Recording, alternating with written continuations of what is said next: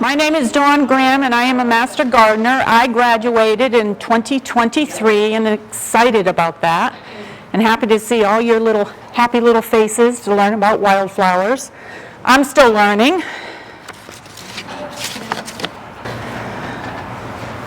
Anybody in here know how many ecoregions are in Texas?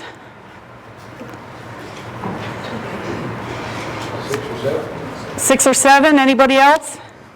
I'm going with 10. Oh my gosh, you don't even live here. She lives in Connecticut. There are 10 ecoregions in Texas.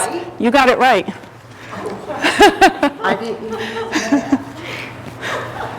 And out of those 10 ecoregions, Abilene is actually unique because we are in 2. Can anybody name those? What? No. We are in the Edwards Plateau and we are in the Rolling Plains. So this is important when you're looking for plants to plant in your yard, is you want to know what ecoregion you are in. If you put something in your ground from another ecoregion, it's the success of it growing is slim to none.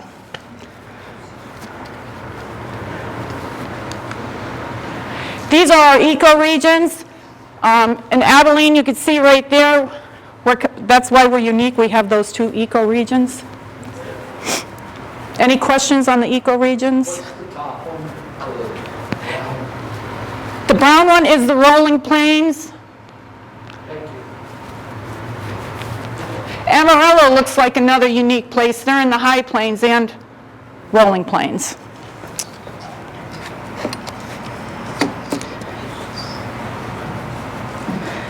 Okay, what is a wildflower?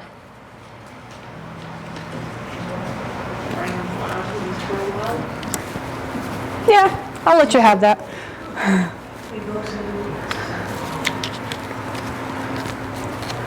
Oh, thank you. What I just handed out are seed balls, which are made with native wildflowers here. I did those February 11th.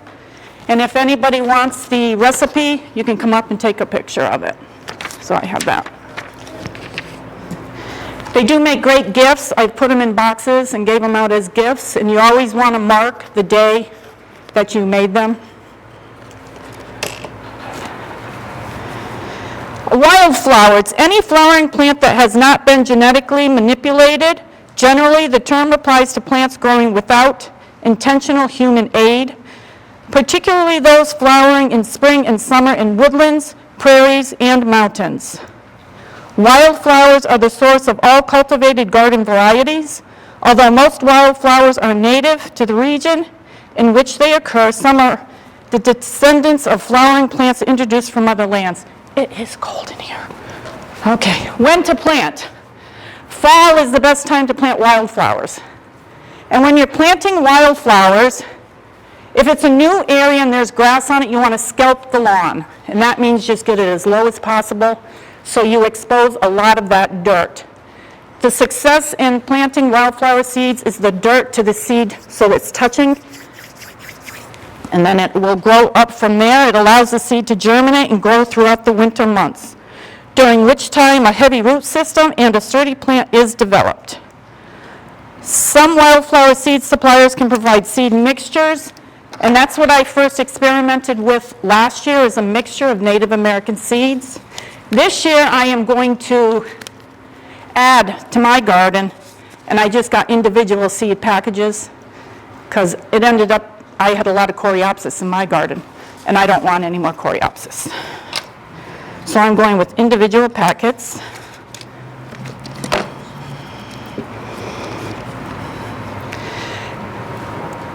With regular gardens and flower beds, we would mainly rototill or something like that. With wildflowers, you don't need to do that. You don't need to put them in the ground. Just make sure they're right on top of the soil. They do have to touch that soil.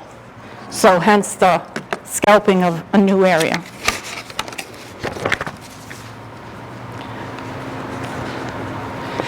And I gave you all a handout of the wildflower of the year, which is the rock rose. You have a few seeds there. I didn't have all that many. I was scrounging around with all my Master Gardener friends. John donated the most of the seeds, so thank you, John.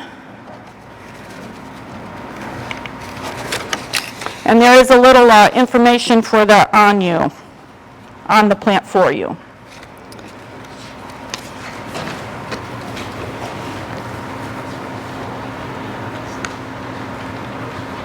Did I just hit it backwards? All right, bluebonnets. Who doesn't have bluebonnets in their yard? No. Who has a lot of bluebonnets in their yard?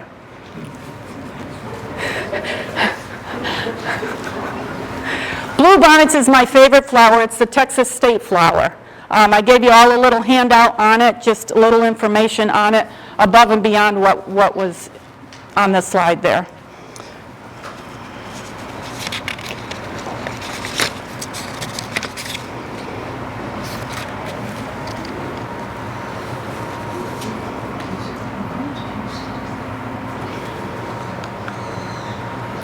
Why does it keep going? Indian paintbrush. All the plants that I'm focusing on today are ones that I was successful in my pocket prairie, so I had a little experience with that.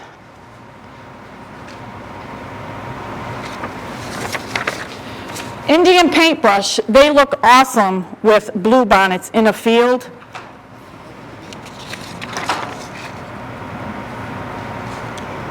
And I brought the wrong paperwork.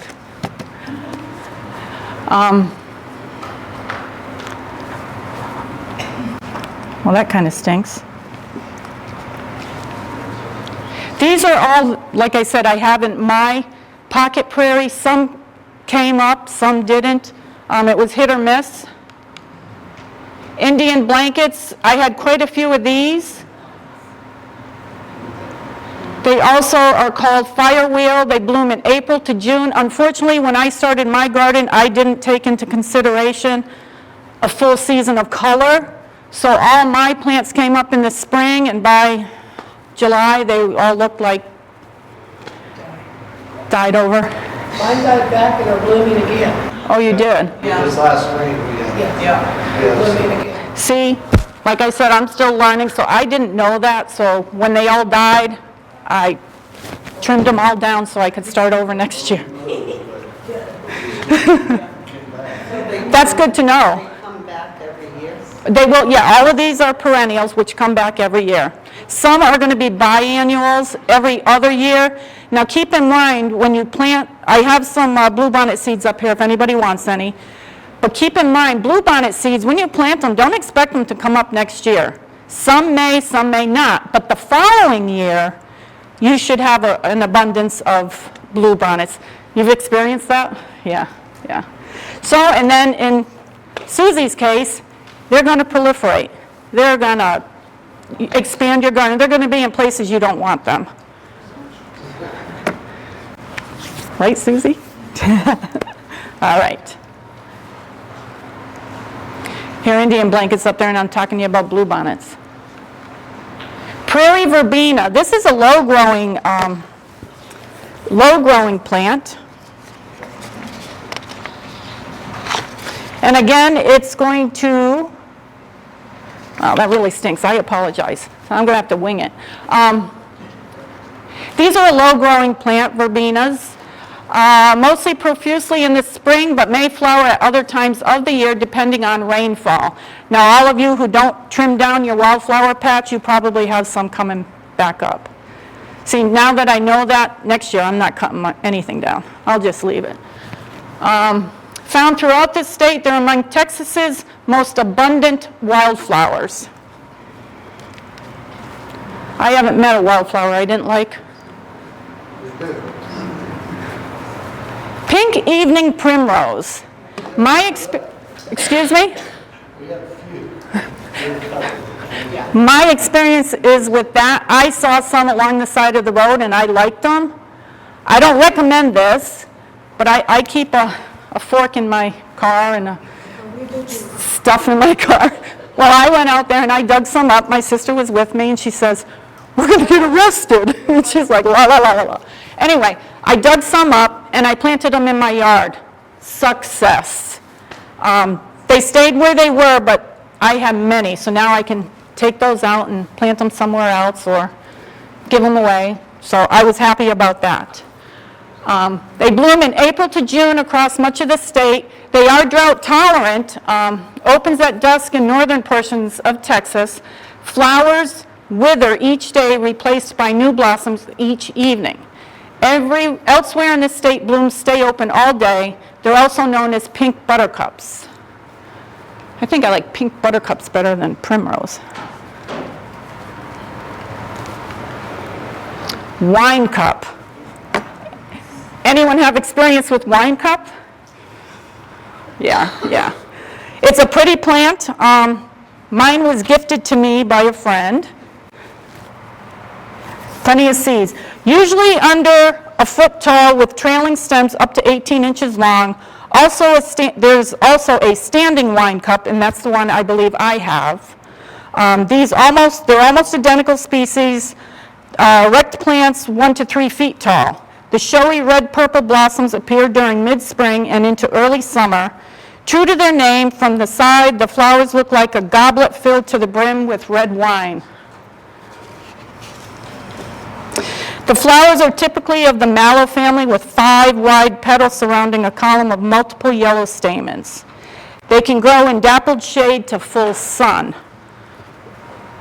I had many pollinators on my wine. Well, all the flowers, but it seemed like the wine cups were the most abundant as far as the pollinators.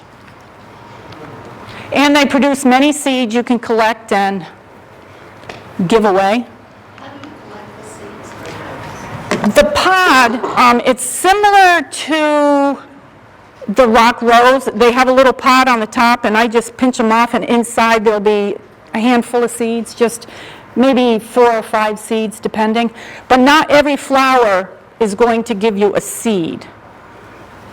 Is that after they're already dead? Or is it after they've already died? They've already flowered, and then it's kind of dried out a little bit, and you'll see them opening up a little bit. Next month, our library presentation is going to be on seed saving. So come back for more Yes. information on how to save those seeds. Seed saving is fun, too. I enjoy it. Oops. Mexican hats. This is a unique looking plant. I saw a lot of these on the side of the road and thought, I need some of those too. Welcome. I had only one plant come up. I did spread out several seeds and only one plant came up. They are drought tolerant. They're a perennial with a slightly quirky vibe. It's my new native wildflower. They're so unique, I love them. It's a favorite of birds, bees, and butterflies. The 1 to 2 inch flowers have droopy yellow and red or reddish brown petals. The picture doesn't really do it justice as far as the color.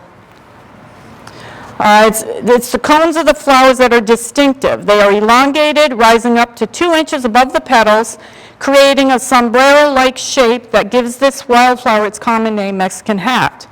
The plant's unusual blooms are produced over a duration of 3 to 4 months, from late spring into autumn, depending on the location. In fall, the cones turn brown as the seeds ripen. And again, I only had one plant up, and I didn't do my research before I thought I was collecting seeds, and apparently they were the seeds, they just weren't ripened. The seed, is that the top that's coming out of the flower? Yes, you see where the top of is green and then underneath is the brown? Yeah. There was brown up there and they've dispersed, or the birds will eat them, but that will be the seeds. Oh, okay.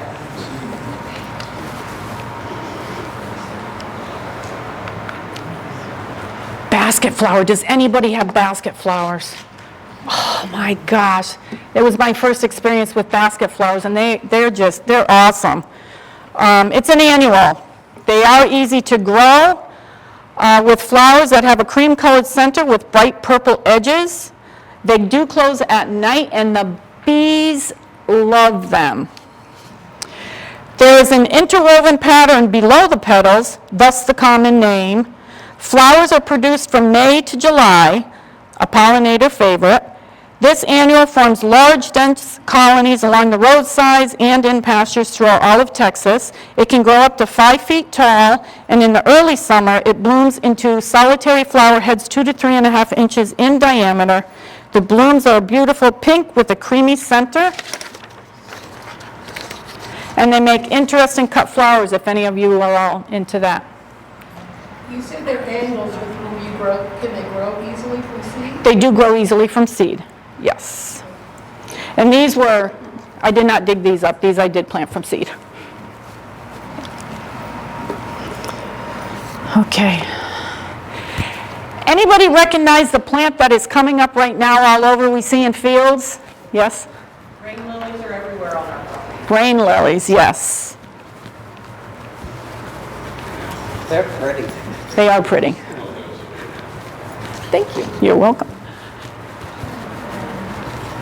And they do. They appear like magic after a rain. I went to a friend's, I don't have any in my garden yet, so I went to a friend's house and I dug these up yesterday. And I'm surprised they're still doing well. They do kind of look a little weathered now, but you can water them all day long with regular city water.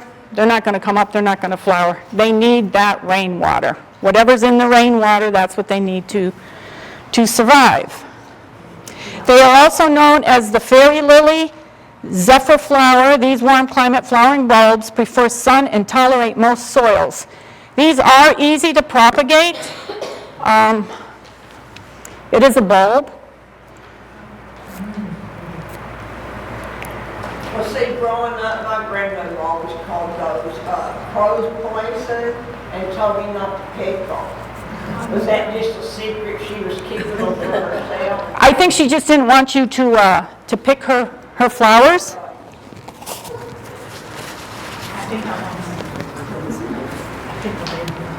But they are a bulb. They look like most bulbs, your tulip bulbs or hyacinth bulbs. And we are going to have a bulb program in November. So if you want to learn more about bulb plants, please do join us for that. So they transplant well. I'm sorry? Put it back in? Put it, yeah, I don't want to get dirty again. The flowers tend after rainfall, hence the name. This perennial flower bulb will spread abundantly in your flower garden with little to no care. Keep in mind, like many other lilies, rain lilies may be toxic to people and pets. So that might be what your grandmother was trying to relay to you. So if your pet eats a flower, You better get them to the vet. Yeah, yeah. Anything I grow outside my fence line because I have dogs. oh, that's right, Yeah, yes. anything I grow. And you have a beautiful yard. Thank you. They die back to the ground in the winter and then regrow from their bulbs in the spring. It's a fascinating plant. I obtained what I did have, they didn't come up this year, from my sister's property. I went over there with my little fork and I was digging in her field. That's probably why she didn't have any this last rainfall, because I took them all.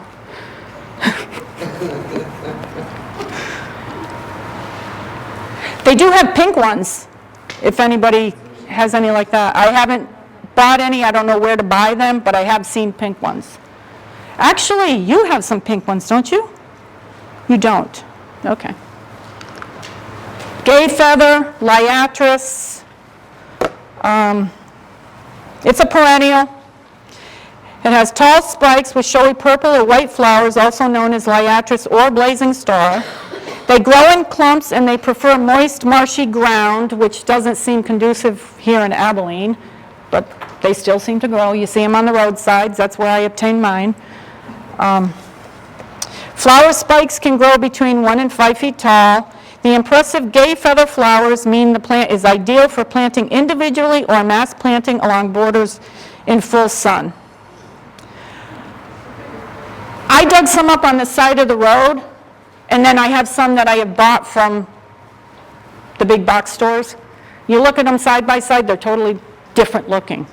The leaf structure is different. They flower the same, but you could tell which one is native and which one was store-bought. And they grew side by side, no difference. The only thing I did notice is with the native ones, the tops get a little heavier, and so they kind of flop over, whereas the ones I bought from the store, they just stay erect. Why that is, I don't know. And what's fun, it says up here, songbirds, goldfinches eat the seeds. It's fun when you see them on the top of those seeds and they're sideways and they're just... Are yours still blooming? Mine are still blooming, yeah, yeah.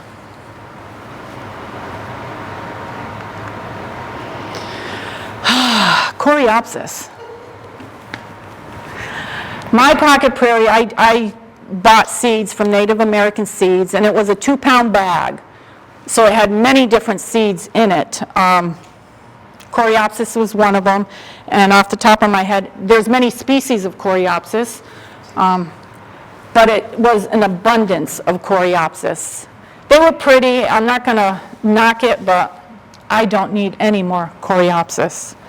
It's a perennial here in Texas, also known as golden wave, golden tick seed, Caleopsis. It's a low-maintenance, drought-tolerant, long-blooming flower. Although perennial Coreopsis are resilient plants, they don't tend to live more than 3 to 5 years. That's good to know. So I only have 5 years to put up with them. A decrease in flowering is a good signal that it's time to replenish. Often Coreopsis will reseed themselves in your garden. So it is what it is. You learn, right? That's why I'm going with individual seeds. This one was my mother's favorite. But in Connecticut, they were called black-eyed Susans. Here, they're called brown-eyed Susans. Am I in your way? In Connecticut, I did not have luck growing black-eyed Susans. I don't know why, but, and even here, I've tried from the box stores, and they will last one season, and the next season, they start to grow, and they don't flower, and they die off. And I believe I bought some this time, and I'm going to try doing it from seed. Nope, I don't. All right, it's a biannual or short-lived perennial. It is self-seeding. The brown-eyed Susan offers a profusion of brilliant yellow flowers with jet black centers. Why it's called brown-eyed and it has jet black centers is beyond me. They bloom from late July up until the first hard frost. It grows from 2 to 5 feet tall in a bushy habit with an open, airy quality. Its lovely informal style is an excellent complement to any of the tall native grasses and common prairie flowers, like side oats grama, which is our state flower. I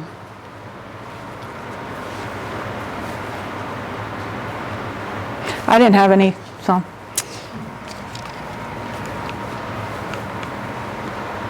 This is my pocket prairie, and I know on your sheets it's very tiny. I had more plants than what I displayed in our presentation here.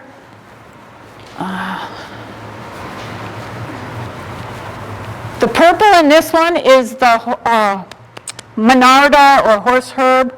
It's a beautiful native flower, and they came up very well in my yard. And in the center one, you can see all my Coreopsis. I mean, it took over. And I have a sign out here for just to let my neighbors know I'm not just growing weeds. And one of my neighbors, they're into the pesticides and all that, and I wanted them to know also that if you're going to spray, please don't spray on a windy day when it's coming my way. Go the other way. How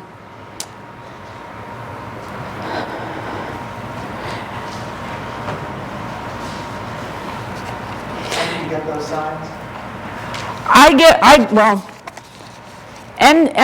What is it called?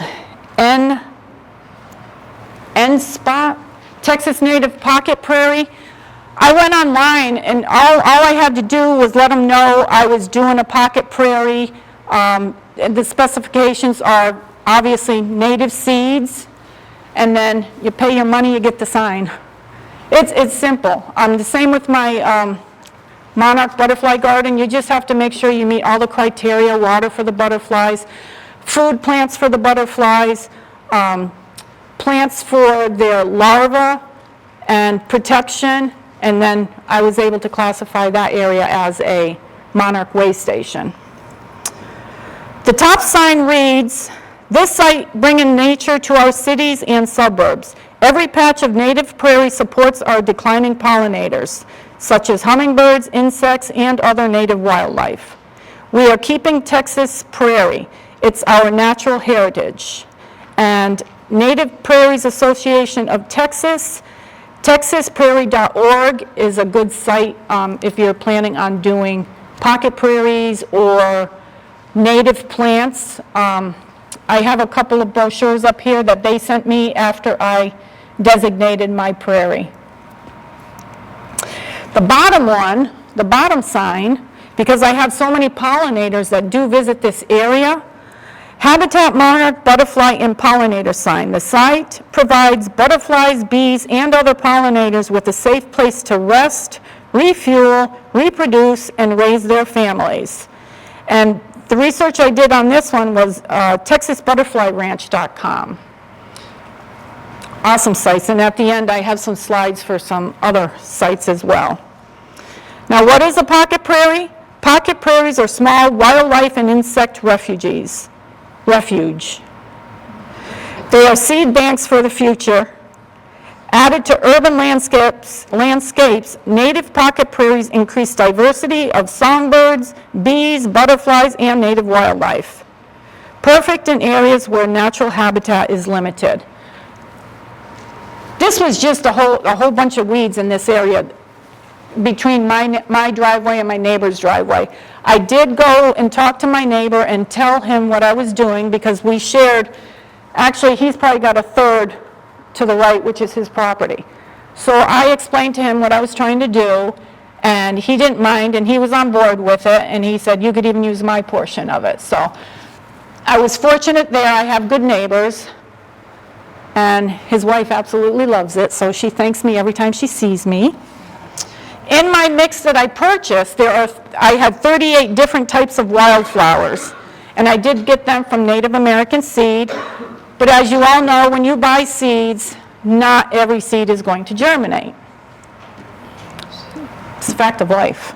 I'm not going to list all the other seeds that were in there. The ones that I displayed were some of them.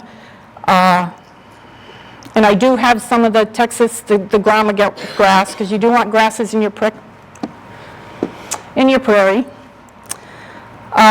the fall, this fall, when I do redo my pocket prairie, again, I did single flowers, and I am going to, I got my seeds from Native Floral Seeds, so I'm going to try something different this year, another native plant. So we'll see how that goes. What were the names of those bird plants again? So you can use it. For the bird plant project,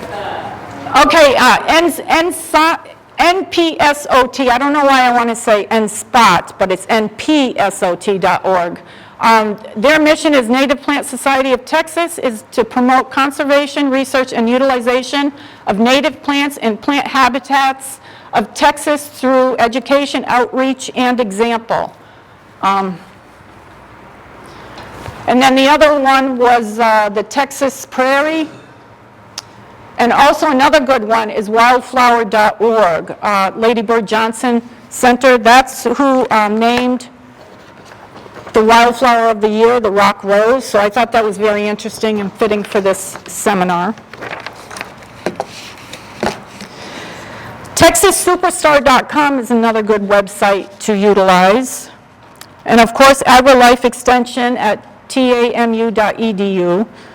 Aggie Horticulture at tamu.edu.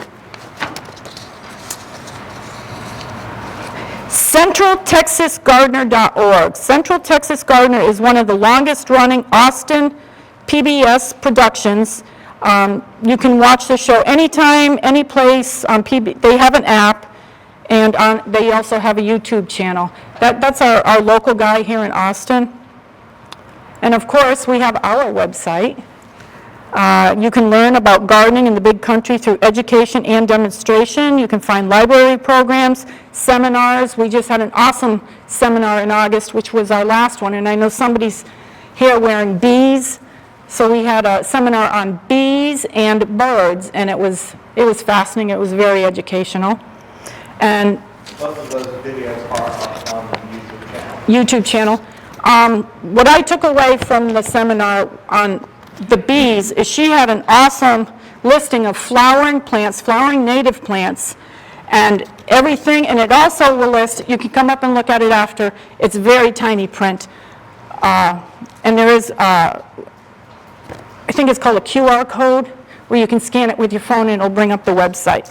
But she has on here the common name, the Latin name, whether it's native, invasive, when it blooms, and then it also gives a link for more info and where to order seeds. There's quite a bit here. And actually, John is producing, he's going to add what really works here for us and what is recommended for us, so you're more than welcome to take a picture of that QR code and look at that. That is on our website under the Saturday seminar link that we have. So, got that copy of that. And if you do have a moment, please, again, go to our website. If this is your first time joining us, thank you. I'm glad to see you. And I see a lot of familiar faces, so I'm glad you're coming back. So we're doing a good job. But there's a lot more information on our organization, and read about who we are, what we do.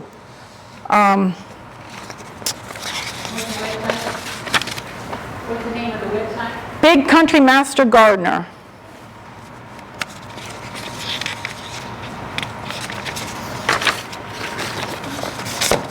So it's bcmgtx.org. And I have that up there as well. You can follow us on Facebook. Check out our YouTube channel. John is always updating information there. Well, not yet, but the seed ball presentation will be up there someday soon. I know he's like ashamed. But like I said, I do have the directions for that right here if you want to produce them yourself. It was fun. It's messy. Grandchildren, children, you know how they love. I like to get dirty, but it's fun. It's fun to make. I have a quick question. I'm planting a big bag of bluebonnet seeds. Well, of course, the first year they didn't bloom. The next year they came out and they were gorgeous. This year I had one or two dwindle up, and that's all. And I'm so disappointed. I don't know what happened to them. Did you pull the plant before the seeds come?